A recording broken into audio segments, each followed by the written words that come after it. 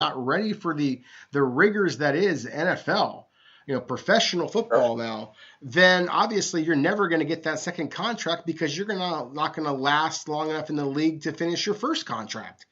And so that really is kind of the process here that I just hope that a lot of young people need to take the time to kind of realize and hopefully have those heart-to-heart conversations with their head coaches. And I appreciate that you mentioning that right off the bat about how the whole process starts.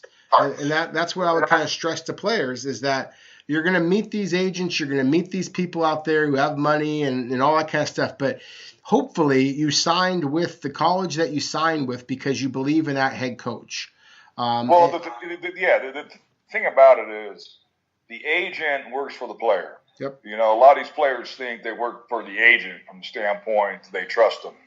Yep. But the combine, many meetings, and on the phone with guys, the player controls the relationship. But they don't understand it. They're like, really? I'm like, yeah. They work for you. You don't work for them. Yeah. You're the one that's going to make money to pay them. So it's unique. These guys, young minds, and it's been the same way since I've been in the league. They think the agent is the guy. I'm like, no, you're the guy. You're the one that's going to have your career. You're the one that's going to make the money. You're the one that's going to have contracts. The agent's going to help you. There's no doubt about it. And there's a lot of good agents out there. Yep. And you need one, but they don't, they think that they work for the agent. I'm like, absolutely not. Yep. You're the one going out there putting the pads on. You're the one getting paid. You're the one giving your body up each week, and it's and I'm not banging agents whatsoever. Yeah. There's some good ones out there. There's no doubt about it. Yep. No doubt about it. But there's some bad ones too. Well, exactly. And that's the thing is that, I don't want to badmouth agents as a whole. There definitely have been some that are kind of like the caricature you'd see on TV. I mean, they're the guys at the, State Farm basically that would, light a towel on fire in your bathroom. If you've seen enough of those college football commercials, yeah, exactly. So you know what I mean.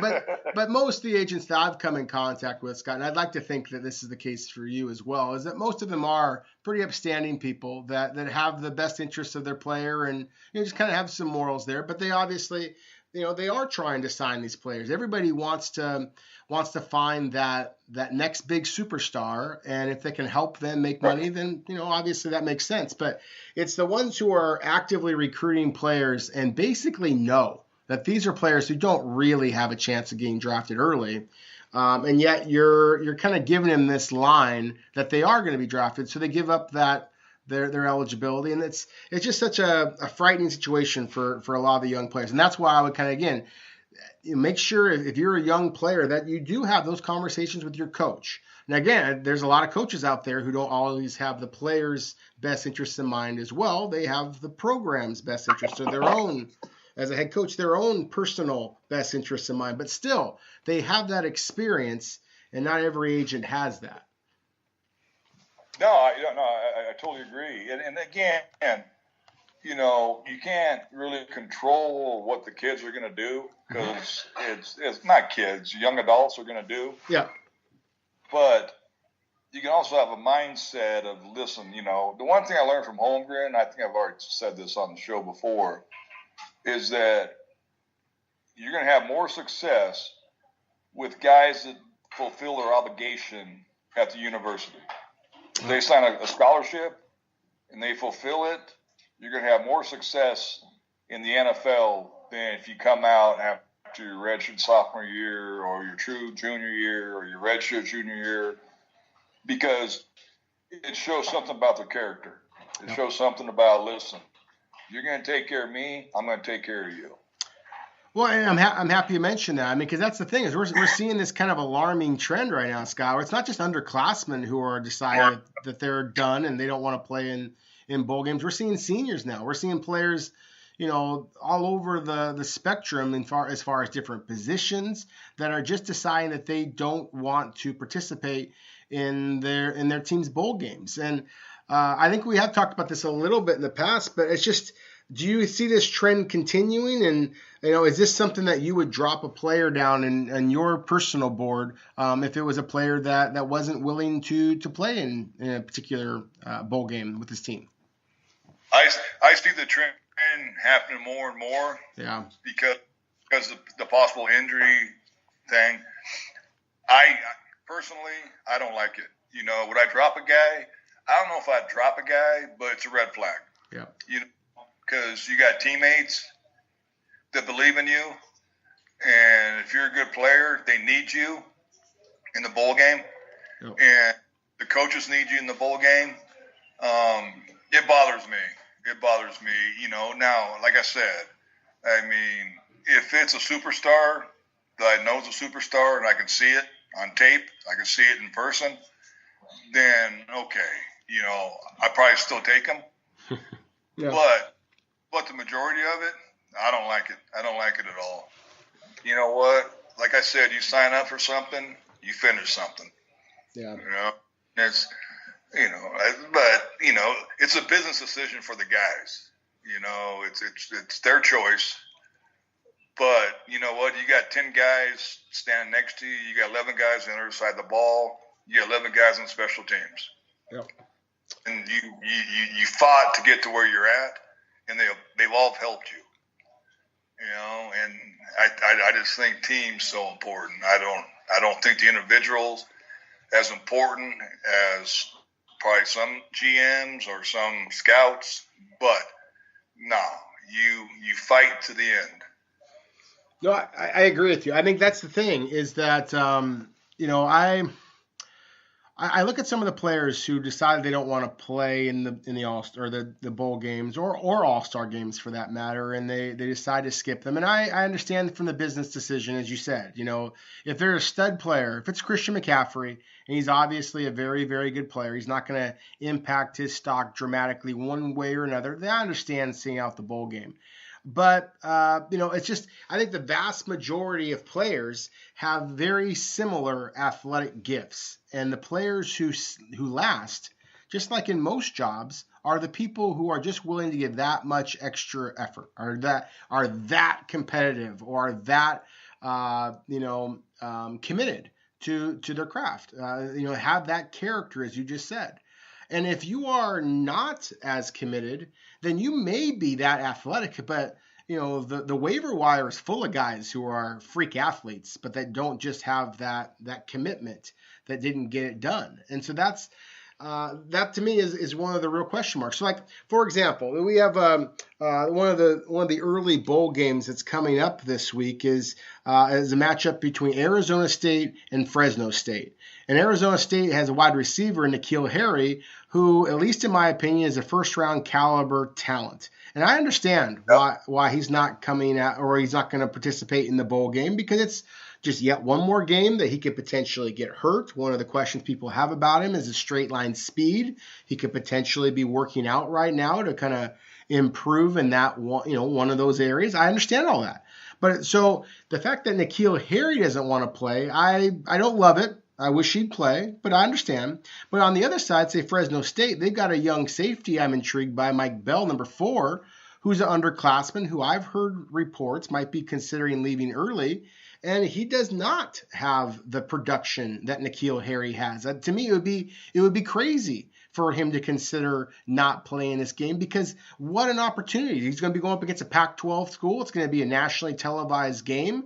This is going to be an opportunity for him. And that's what I would try and stress to all of these players that might be considering this, is that instead of looking at it as a risk to possibly getting hurt, which it obviously is, but it also is one heck of an opportunity to play against somebody you probably have never played against, because most bowl games are going to be against a team outside of your conference, and potentially with a whole different audience as far as future scouts, future media that might be covering you. It's an opportunity rather than a risk, and that's why I'm so surprised that we are seeing as many players decide not to play in these games. Yeah, from my standpoint as a personnel guy, you're disappointed. Yeah. You know, like I said, I mean, if you're a surefire top 10, top 15 guy, I can understand the business decision. But you know what? You play football to play football. And the NFL, do you see guys sit out of the playoffs? Absolutely not. Yeah. They got guys with bad ankles, bad knees, bad shoulders, whatever. They play football to play football. Yeah. And that's character again. That's toughness. That's what you're supposed to do. You know, but again, I keep going back to this, and I hate doing it. The agents get involved. Yep. You know, okay, you get hurt, you're going to lose so much money. You know, you're going from this pick to that pick, and, you know, and I've never been a big fan of that philosophy at all. I want guys that are going to show up and play and take care of their teammates every day. Yep. Every single day. That's when you get football players. That's when you start winning games. Well, exactly. You know, yeah, well, you got to figure, you got head coaches that their best players not playing. That, you know, that affects their life. Yeah. You know, all of a sudden, instead of having a chance to win the game, you might win it or you lose it, but it goes back and affects their family. Yep. You know, it's all about production. It's all about W's. And to have your best player not playing in a bowl game, I don't like it. I don't respect it. Like, again, I understand it's a business decision, but I don't respect it. Yeah. No, I agree with you. It's unfortunate. I think you're right. I think that this is a trend that we're going to see continue to grow. But like you, I don't respect it. And I think that the conversation I'd have with those players is if they decide not to play. I know that you, when you've been with the team, you know, you have the opportunity to interview those players behind closed doors, the combine or all-star games, all those different things. For me, it would be an interesting conversation to ask those players, you know, why didn't you play? Whenever I see them at the combine or whatever, but also their teammates, and say what did you think when player X announced to the team, or did he announce to the team that he wasn't going to play in this game? How did that make you feel? You know, kind of a thing. And I think that when you ask questions like that, I think that gives you a little bit of insight into, was this a decision? And I keep mentioning Christian McCaffrey because I talked to some of the Stanford players after that. And they, to a man, Scott, they all said, you know, we understood this Christian, he gave everything in this program. And maybe that's just the answer they're giving to me as a reporter. I don't know. But he has followed up and played incredibly well in the NFL.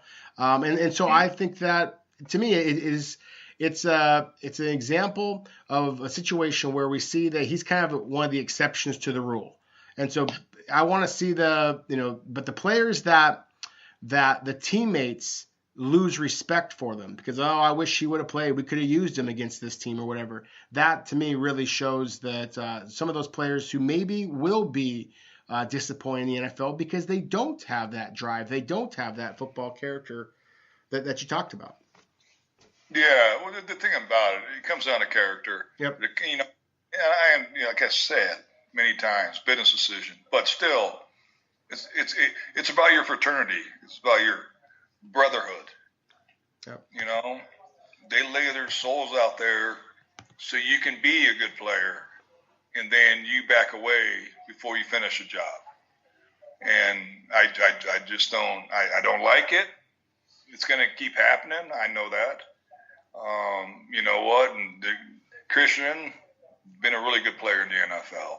Yep. But you know what? He had, like I said, 10 guys on offense with him, 11 guys on defense, 11 guys on special teams that fought their tail off for him. Yep. You know, then you just walk away. You just back up.